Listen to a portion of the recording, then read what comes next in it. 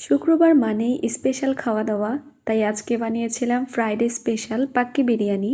খুব কম উপকরণে সিম্পল ওয়েতে বানিয়েছিলাম বিরিয়ানিটা, বাট খেতে হয়েছিল অনেক মজা। তো প্রথমে আমি এখানে পেঁয়াজ বেরেস্তা করে নিয়েছি আর কিছু আলুও ভেজে নিলাম। এবার মাংসটা ম্যারিনেট করব, আর আজকের পাক্কি বিরিয়ানিটা রান্না করছি আমি গরুর মাংস দিয়ে। এরপর দিলাম 1 চামচ টক দই, দিলাম 1 চামচ বাদাম আর কিশমিশ বাটা, এরপর দিয়েছি আদা রসুন বাটা, পরিমাণ মতো লবণ আর রাঁধুনি কাচ্চি বিরিয়ানির মশলা।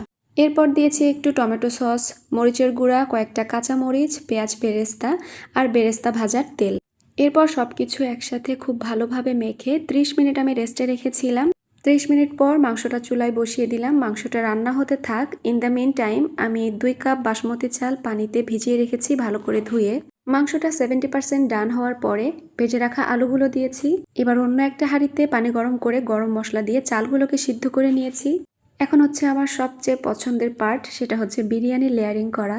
রান্না করা মাংসের ওপর প্রথমে আলু বোখরা কিশমিশ দিয়েছি, এরপরে কয়েকটা কাঁচামরিচ, বেরেস্তা, গুঁড়া দুধ দিয়ে সিদ্ধ করে রাখা বাসমতি চালগুলো ওপর দিয়ে ছড়িয়ে দিলাম। এবার আবারও উপর দিয়ে বেরেস্তা, ঘি, কয়েকটা কাঁচামরিচ, কিশমিশ দিয়ে ভালো করে এটাকে আমি 30 মিনিট দমে রেখেছিলাম। যেহেতু মাংস এবং চাল দুইটাই সিদ্ধ করা, তাই ময়দা দিয়ে আমি আর সিল করিনি।